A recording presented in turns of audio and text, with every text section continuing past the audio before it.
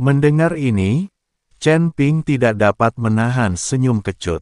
Memberi makan kilin api, sumber daya yang ia butuhkan untuk kultivasinya sendiri sangatlah besar, dan pasukan naga merupakan konsumen sumber daya yang bahkan lebih besar lagi. Kini setelah 9 langit terbentuk, sumber daya dibutuhkan di mana-mana untuk penenangan dan pengembangan. Di mana ia bisa menemukan sumber daya tambahan khusus untuk memberi makan makhluk kecil ini.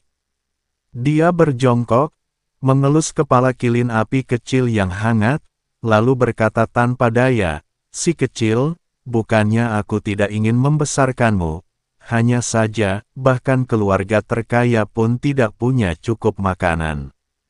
Si unicorn api kecil tampaknya mengerti kata-kata Chen Ping, mengeluarkan lolongan menyedihkan, dan menjilati telapak tangan Chen Ping dengan lidah kecilnya. Lalu dia hanya berbaring di kakinya, bersikap seperti orang tak tahu malu yang berkata, "Aku tidak mau masuk ke sana, aku akan ikut kemanapun kau pergi." Melihat penampilan kilin api kecil yang cerdas dan menggemaskan, hati Chen Ping melunak. Baiklah, karena kilin itu tidak ingin tinggal di cincin penyimpanan, La akan menyimpannya di sisinya. Soal sumber daya, La akan melakukannya selangkah demi selangkah. Tuan Chen, apa rencana Anda untuk masa depan? Shen Ziyan bertanya, ekspresinya serius. Mereka semua tahu bahwa ancaman besar sang pemakan jiwa belum teratasi.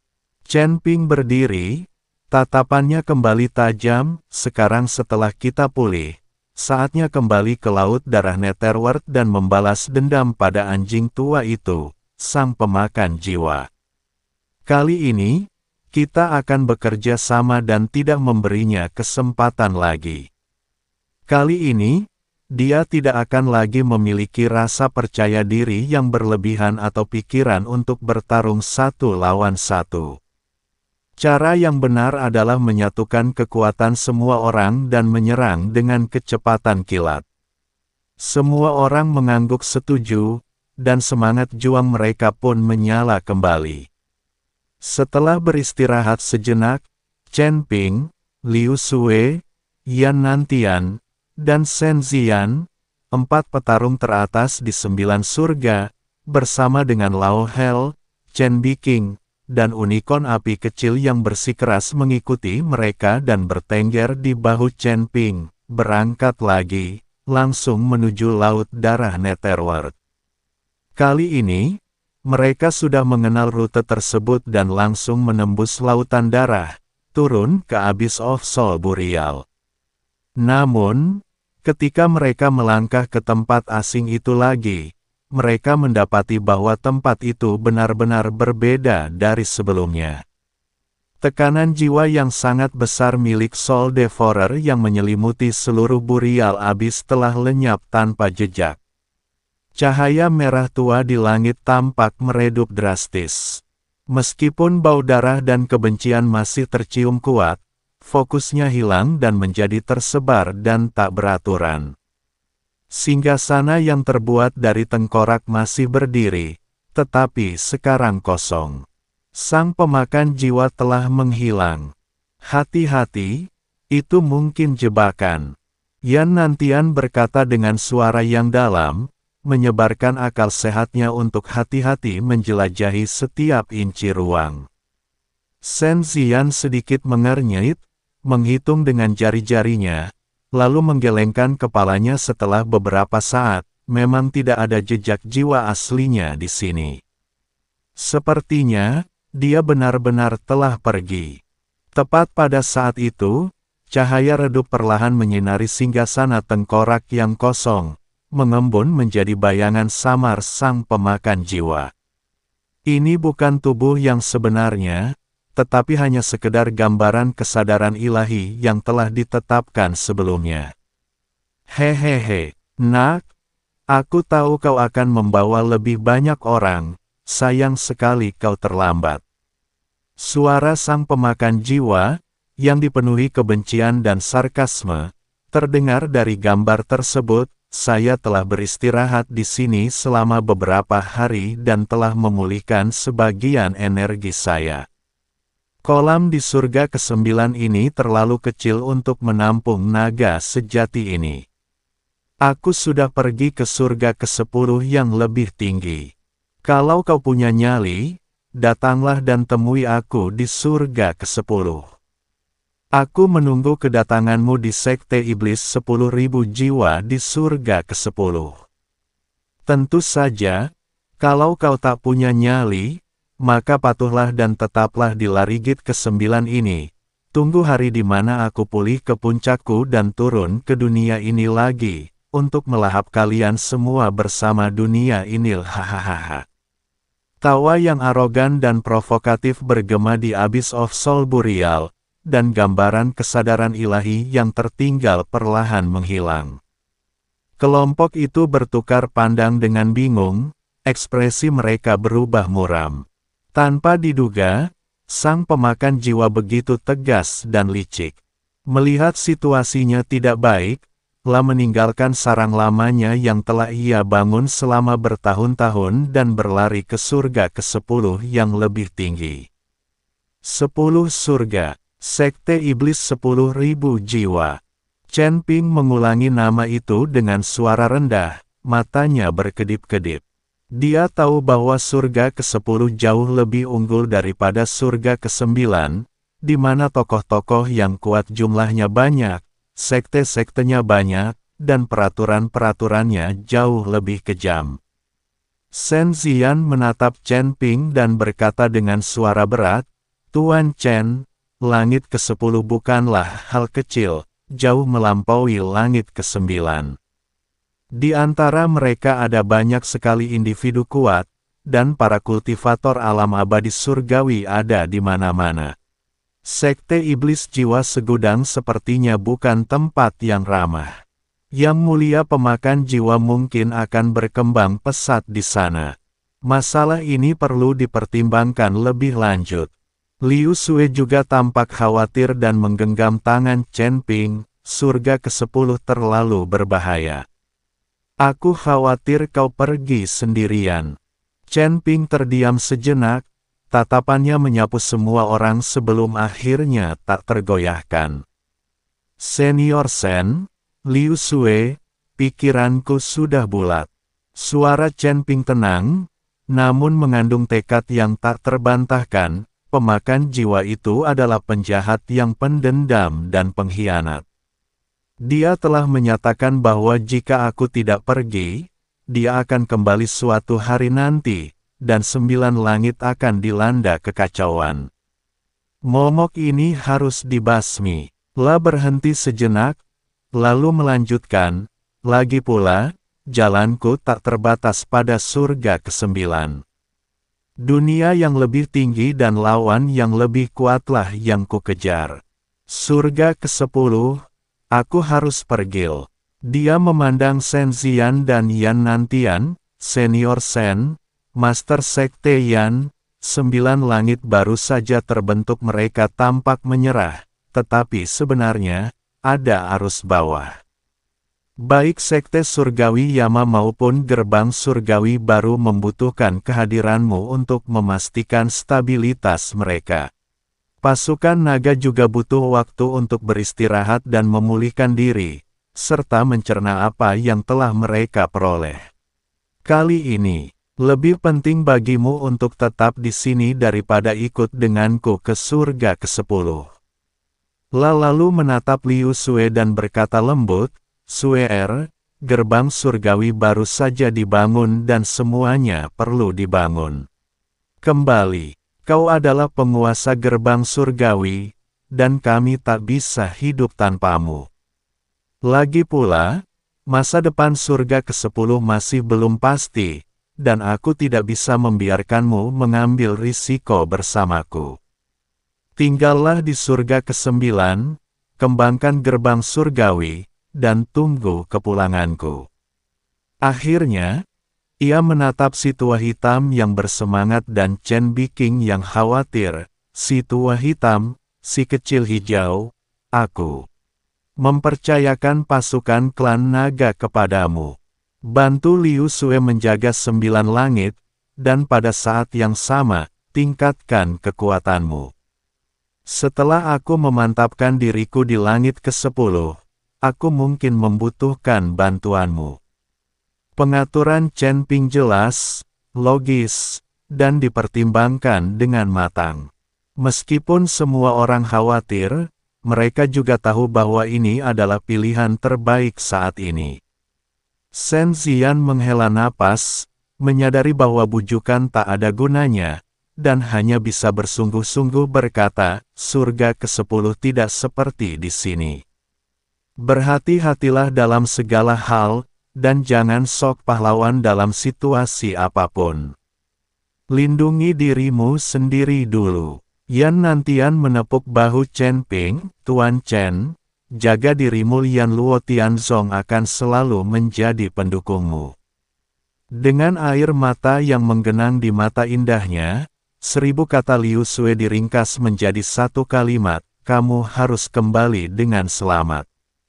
Pak Tua Hei berkata dengan suara berat, jangan khawatir, Tuan Chen, dengan saya di sini, 9 surga tidak akan kacau. Anda harus segera menetap di sana agar kami bisa datang dan menikmati hidup yang baik bersama Anda. Meskipun Chen Biking tidak banyak bicara, matanya yang dingin penuh dengan instruksi. Chen Ping menyimpan kebaikan semua orang di dalam hatinya dan mengangguk dengan tegas. Tanpa menunda lagi, dia menarik napas dalam-dalam, kekuatan abadinya melonjak, dan tangannya perlahan bergerak di udara. Pemahamannya tentang hukum ruang jauh melampaui rekan-rekannya, dan pada saat ini dia mengerahkan seluruh kekuatannya, memanfaatkan kekuatan kehampaan. Berdengung, sebuah lorong hampa yang berliku-liku, memancarkan fluktuasi yang tidak stabil, perlahan-lahan dan dengan paksa terkoyak di depannya. Di ujung lain lorong itu terdapat dunia yang kacau dan tidak jelas, memancarkan aura yang bahkan lebih luas dan berbahaya daripada surga ke-9 surga ke-10.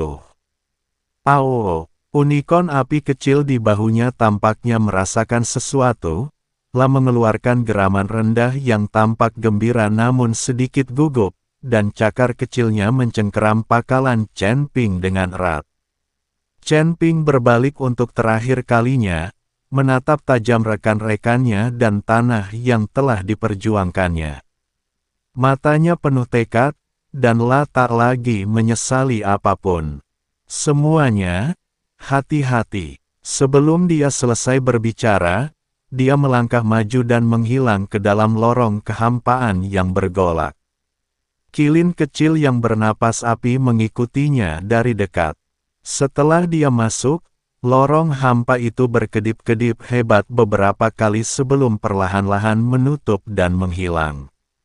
Di dalam burial abis, hanya Shen Zian dan yang lainnya yang tersisa, menatap dalam diam ke tempat Chen Ping menghilang.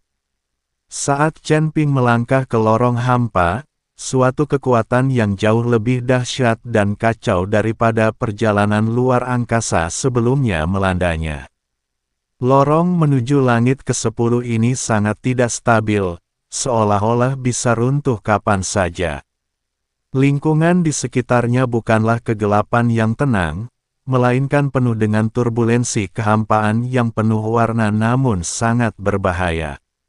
Arus deras ini, bagaikan bilah pisau tak kasat mata, dengan panik memotong dan mencabik energi abadi pelindung Chen Ping, sambil mengeluarkan suara mendesis yang memuakkan.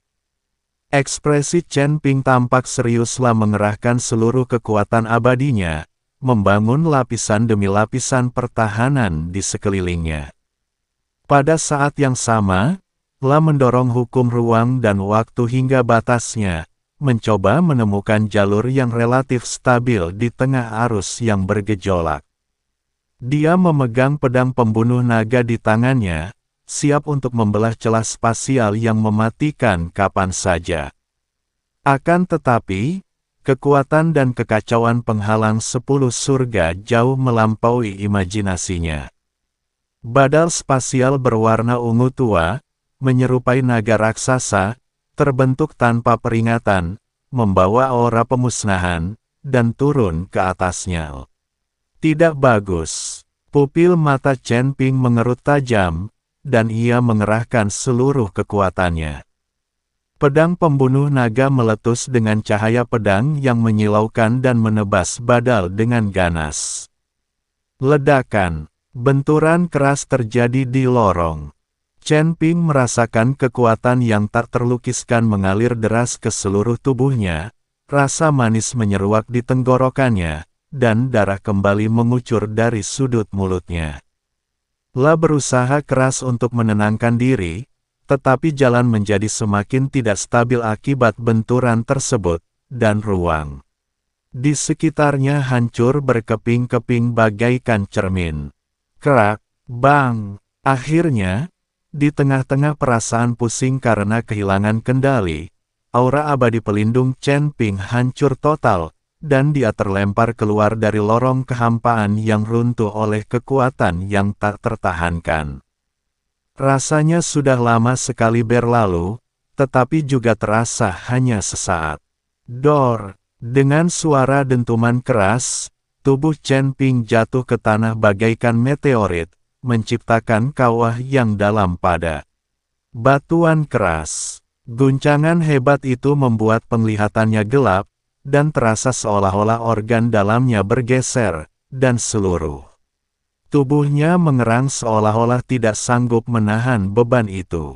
Dia berbaring di dasar lubang, terbatuk-batuk dengan keras, setiap batuknya mengeluarkan bul darah berwarna merah terang. Setelah beberapa saat, pusing dan nyerinya sedikit mereda. Dia berusaha mengangkat kepalanya dan melihat sekelilingnya. Apa yang terlihat adalah pemandangan yang sama sekali asing. Langit berwarna biru tua, tampak luar biasa tinggi dan jauh. Udara dipenuhi energi spiritual surga dan bumi yang hampir tak tertembus, bercampur dengan aroma berbagai tanaman dan pepohonan, dan aura samar, primitif, dan ganas. Dia berdiri di puncak gunung yang menjulang tinggi, memandang ke hutan luas yang bergelombang sejauh mata memandang. Pohon-pohon kuno menjulang ke langit, tanaman merambat terjalin, dan segala macam bunga eksotis dan tanaman herbal langka bersaing untuk menarik perhatian, masing-masing memancarkan fluktuasi energi yang luar biasa. Aura hukum di sini benar-benar berbeda dari 9 surga, lebih mendalam, kuno, dan lebih aktif. Struktur spasialnya juga sangat stabil.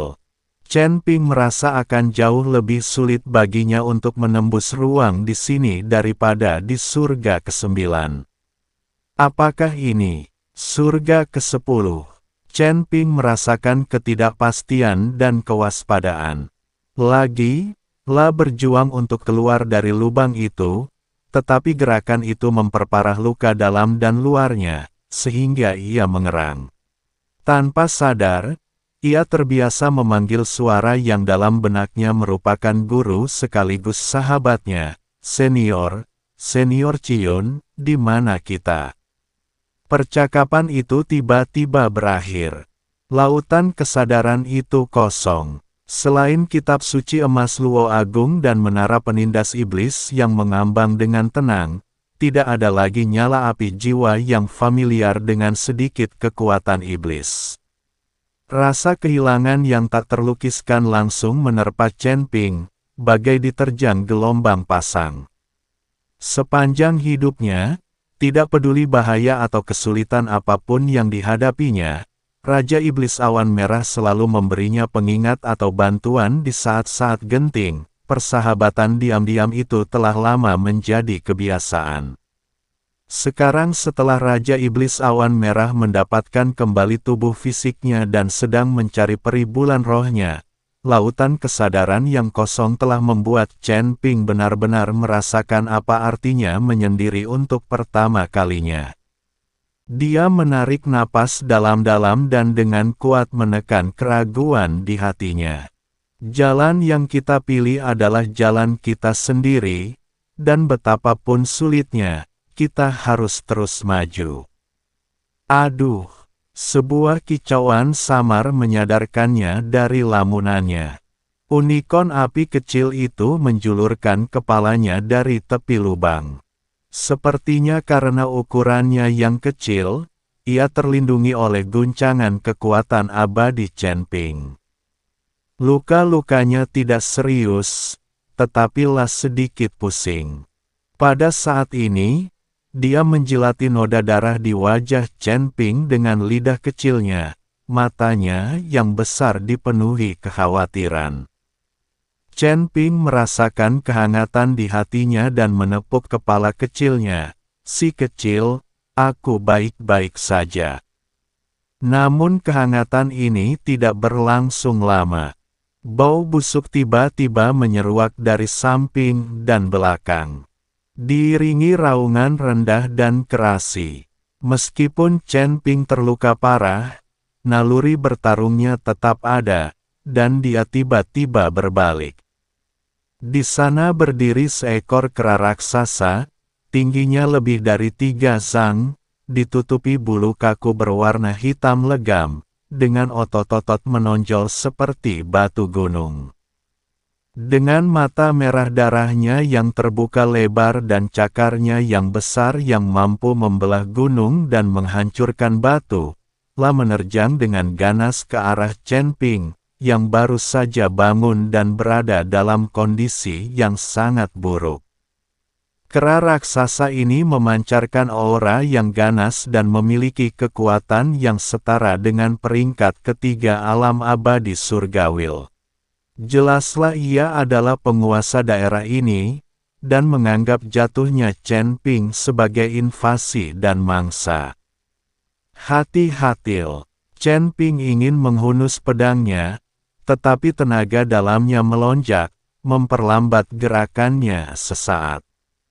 Pada saat kritis ini, unicorn api kecil yang awalnya bertengger di bahu Chen Ping mengeluarkan raungan yang sama sekali tidak sebanding dengan ukurannya, penuh keagungan dan amarah. Tubuh kecilnya langsung memancarkan cahaya merah menyala yang menyilaukan, bagaikan matahari kecil, lalu melompat dari bahu Chen Ping untuk menemui kera raksasa itu.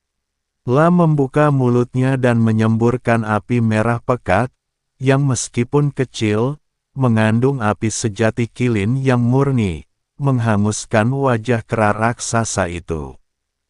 Kera raksasa itu jelas tidak menyangka makhluk kecil ini berani menyerang lebih dulu. Bulunya hangus oleh api, dan kesakitan, ia meraung, memperlambat serangannya, dan mengubah arah cakar raksasanya untuk menyerang kilin api kecil itu. Ledakan, meskipun kilin api kecil itu lincah, perbedaan kekuatannya terlalu besar, tersapu oleh angin kencang yang dibawa oleh cakar raksasa itu dan mengeluarkan teriakan memilukan. Tubuhnya yang kecil terlempar mundur seperti layang-layang yang talinya putus, menabrak pohon besar, dan jatuh ke tanah. Napasnya langsung melemah, dan sisik-sisik merah tua yang indah di tubuhnya semakin redup. Api kilin, mata Chen Ping merah. Si unicorn api kecil terluka saat melindunginya. Gelombang kemarahan langsung menghilangkan rasa sakit luar biasa dan kelemahan di tubuhnya. Cedera yang dialami rekannya menyulut keganasan dalam dirinya. Binatang buas, kau minta matil. Chen Ping meraung dan mengabalkan luka-lukanya, dengan paksa mengaktifkan kekuatan abadi yang tersisa di dalam tubuhnya. Merasakan kemarahan tuannya, pedang pembunuh naga berdengung, dan cahaya pedang dinginnya bersinar sekali. Domain pedang 5 elemen, buka. Meskipun jangkauannya hanya beberapa kaki, domain pedang 5 warna tetap terbuka seketika, menyelimuti kera. Raksasa itu, energi pedang saling bersilangan, dan meskipun kekuatannya sangat berkurang, namun masih tajam. Kera raksasa itu terperangkap dalam wilayah pedang, gerakannya tiba-tiba terhenti. Merasakan energi pedang yang mengiris kulitnya, secercah keterkejutan terpancar di mata merahnya, tetapi yang lebih mengerikan, keganasan. Lam Raung mengayunkan cakarnya yang besar, mencoba untuk merobek-robek wilayah terkutuk ini dengan kekuatan kasar.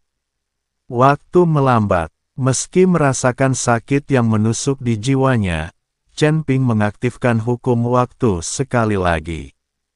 Pergerakan kera raksasa itu tampak melambat sesaat. Sekarang, mati. Chen Ping menggerakkan pedangnya, menyatu dengannya, berubah menjadi sosok menakjubkan yang merobek langit. Dengan tekad yang teguh dan niat membunuh yang dingin, pedang pembunuh naga menembus tenggorokan kera raksasa yang relatif rentan dengan presisi yang tak tertanding. Asteris puff. Darah muncrat keluar. Tubuh kera raksasa itu tiba-tiba membeku. Ia menatap tak percaya pada pedang panjang dingin yang menusuk tenggorokannya, mengeluarkan suara mendesis. Keganasan dan warna merah di matanya segera memudar, digantikan oleh rasa takut dan putus asa.